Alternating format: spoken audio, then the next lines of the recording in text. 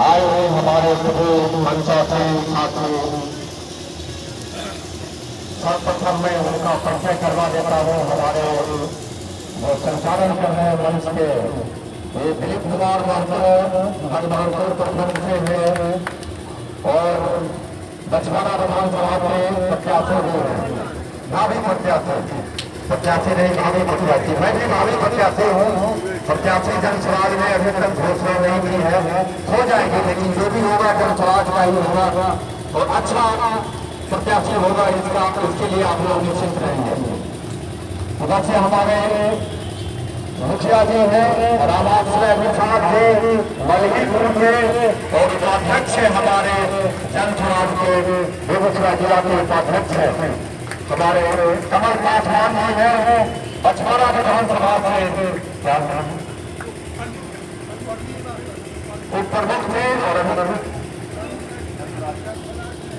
जनस्वराज के ये भी बछवाड़ा विधानसभा के कमल पासवान जी हमारे भावी प्रत्याशी हैं जनस्वराज के बछवाड़ा के प्रमुख रहे हैं। बहुत ही अच्छे, बहुत सक्रिय और आप लोगों के सामने है, उनको देख लीजिए। उसके बाद है 1974 के जयप्रकाश आंदोलन के बहुत बड़े क्रांतिकारी नेता बछवाड़ा के हमारे सोलंकी जी, अशोक कुमार सोलंकी, ये हमारे जिला के उपाध्यक्ष हैं।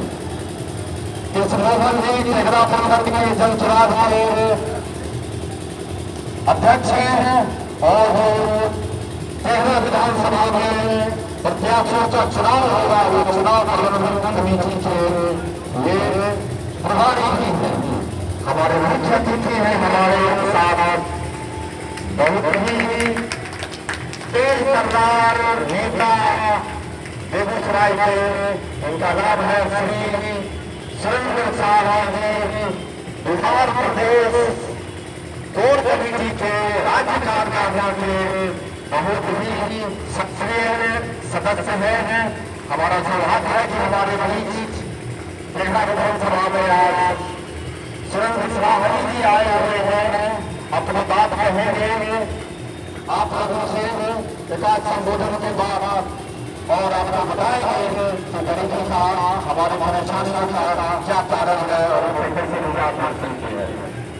हमारे विजय बाबू आप सभी उपस्थित हैं। ये हमारा सौभाग्य है कि इसी चीज में आज ये सभा हो रही है जहाँ के ये प्रधानाचार्य नेतृत्व कर रहे हैं काफी दिनों तक। विजय कुमार चौधरी जनता का स्वागत करते हैं। इसी स्कूल के प्रांगण से उन्होंने हजारों छात्रों का जीवन बनाया है। आज इस बिहार विधानसभा की अध्यक्षता कर रहे हैं। उन्होंने आपको बताया कि क्यों बिहार में बदलाव जरूरी है और आगे भी हमारे मंच के साथी बताएंगे। श्यामरंजन सिंह साहब हैं, आपके अध्यक्ष भी हैं और बहुत ही अच्छे सामाजिक राजनीतिक क्षेत्र में काफी सक्रिय रहे हैं। हमारे पथराव के मुखिया जी, इनका नाम है श्री अरविंद राय और ये बिहार कर्म से मुखिया रहे हैं और जनस्वराज के बेगूसराय मंडल के ये अध्यक्ष हैं। हमारे प्रबंधन के साथ प्रभारी चुनाव प्रबंधन समिति के बड़े इच्छुक मजहर साहब बछवाड़ा विधानसभा से आते हैं और हमारे क्षेत्र के बहुत अच्छे जाने पहचाने राजनीतिक सामाजिक कार्यकर्ता है। हमारे शेखर पासवान जी आपके सामने है, सामने आ जाइए पासवान जी, आप ही के बिहार गाँव में हैं और बिहार बदलने में अपना पंद्रह लगाने के लिए तत्पर है। हम लोगों के देश में है आशा है इनकी जो मनोकामना पूरी होगी और नेहरा प्रखंड के सरपंच के अध्यक्ष हीरालाल जी हैं और चुनाव प्रबंधन समिति के सब प्रभारी हैं। हमारी महिला बहनें हैं, हरिद्वार हैं, इसी छात्रा भी रही है, बेहद भी है, बेहद भी बेटी है। सोनी पासवान जी बेहद की है, आपके बेहद के और उपाध्यक्ष है हमारे जनस्वराज के महिला सेल को नेतृत्व देती है। हमारी एक बहन है सिमरिया की, अपना नाम जरा बता दीजिए बहन।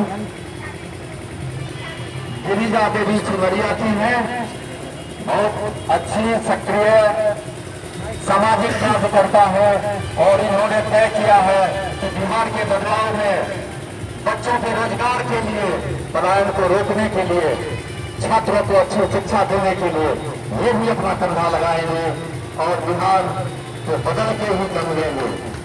सब लोगों का परिचय आपने जान लिया, तो हमारे सभी मंचासीन साथी कृपया मंचासीन हो जाइए। आपका स्वागत है, आ जाइए, आइए।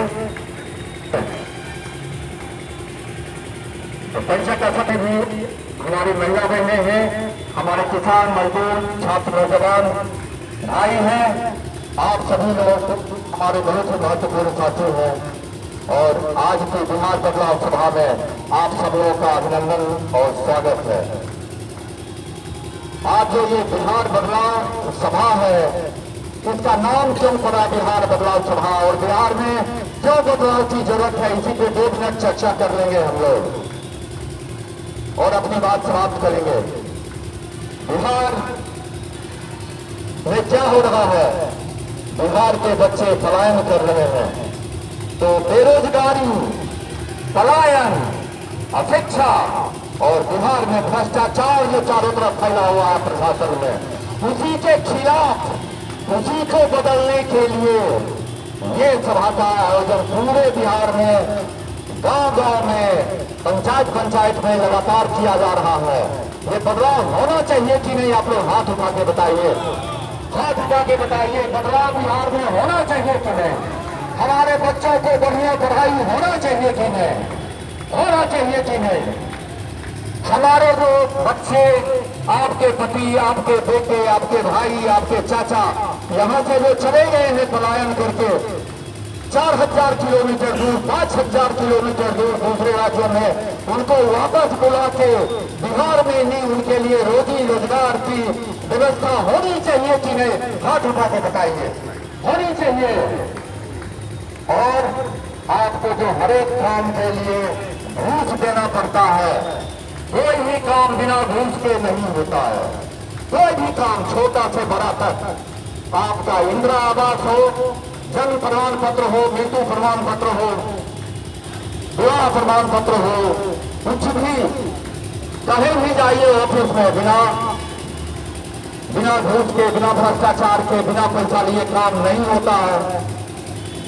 हमारे बच्चे खिचड़ी खा के रोड पर भटकते रहते हैं, उनकी पढ़ाई नहीं होती है, नहीं होती है ना, तो इसीलिए ये बदलाव की सभा, ये चर्चा है। आप लोग भी अपना अपना प्रश्न करेंगे, इस चर्चा में भाग लेंगे, उपाय का, इसका उपाय भी, इसका रास्ता भी बताएंगे कि रास्ता क्या है निकलने का, इस भ्रष्टाचार से, इस गरीबी से, इस बदहाली से, पलायन से, बेरोजगारी से निकलने का रास्ता क्या होगा, वो रास्ता पर भी हम लोग सब लोग चर्चा करेंगे। तो आज जब सर्वे किया गया बिहार में, 13 करोड़ की आबादी है बिहार में, 9 करोड़ लोगों ने कहा कि बदलाव होना चाहिए, 9 करोड़ लोगों ने कहा है, 8 लोग भी कह रहे बदलाव होना चाहिए, होना चाहिए ना। ये अपना बिहार आज से 2500 साल पहले, अपना बिहार पूरे अखंड भारत की राजधानी थी, यहीं से राज्य चलता था, पूरा अखंड भारत हमारे पूर्वज चलाते थे, हमारे पूर्वज। अखंड भारत, अफगानिस्तान से लेके बर्मा तक, तिब्बत से लेके श्रीलंका तक, इंडोनेशिया तक हमारे पूर्वज चलाते थे, बिहार के लोग चलाते थे। हमारे यहाँ नालंदा यूनिवर्सिटी थी, हमारे यहाँ विक्रमशिला यूनिवर्सिटी थी, सारे दुनिया के बच्चे आते थे यहाँ पढ़ने के लिए, सारे दुनिया के बच्चे पढ़ के जाके अपना देश चलाते थे ये बच्चे। आज हमारे बच्चे अगर उनको पढ़ना है अच्छी पढ़ाई के लिए दूसरे राज्य में, कोटा, दिल्ली जाना पड़ता है ना, हमारे बच्चों को जाना पड़ता है दूसरे राज्य में पढ़ाने के लिए, जिनके पास पैसा है अपने बच्चों को भेज रहे हैं। और जिनके पास पैसा नहीं है वो रोजी रोजगार के लिए दूसरे राज्यों में जाते हैं, पलायन करते हैं। तो पलायन उनका भी होता है। त्रस्त वो लोग भी है जिनके पास पैसा है और त्रस्त वो लोग भी है जिनके पास पैसा नहीं है। तो पलायन सबकी मजबूरी हो गई है, पैसे वालों की भी और जिनके पास पैसा नहीं है उनकी भी मजबूरी। इस स्थिति से हमको निकलना है। अपने बिहार के लिए, अपने बिहार की बदहाली को निकालने के लिए, तो बिहार अपना सबसे निचले पायदान पर है, वहां से निकालने के लिए, बिहार की बेरोजगारी दूर करने के लिए आज से हम लोग अपना धंधा सब लोग मिलकर लगाएंगे तो निश्चित रूप से ये बदहाली दूर होगी। ये कैसे दूर होगी? महात्मा गांधी जब अंग्रेजों से लड़ रहे थे, अंग्रेजों को देश से भगाने के लिए जनता को एकजुट करके अपनी लड़ाई लड़ रहे थे, तो उन्होंने कहा था कि देश जब आजाद हो जाएगा तो हम स्वराज बनाएंगे।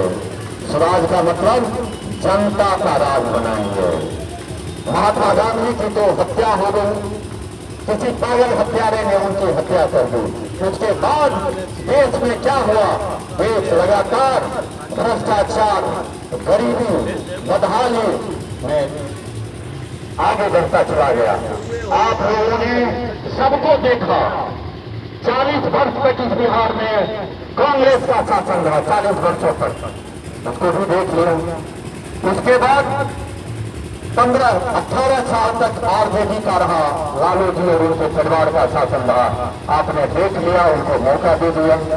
20 साल से नीतीश बाबू का सरकार है और जो लेफ्ट पार्टी है, जो कम्युनिस्ट पार्टियां हैं, चाहे प्रत्यक्ष रूप से या अप्रत्यक्ष रूप से, वो भी शामिल नहीं है सरकार में, शामिल नहीं है बाहर से या अंदर से।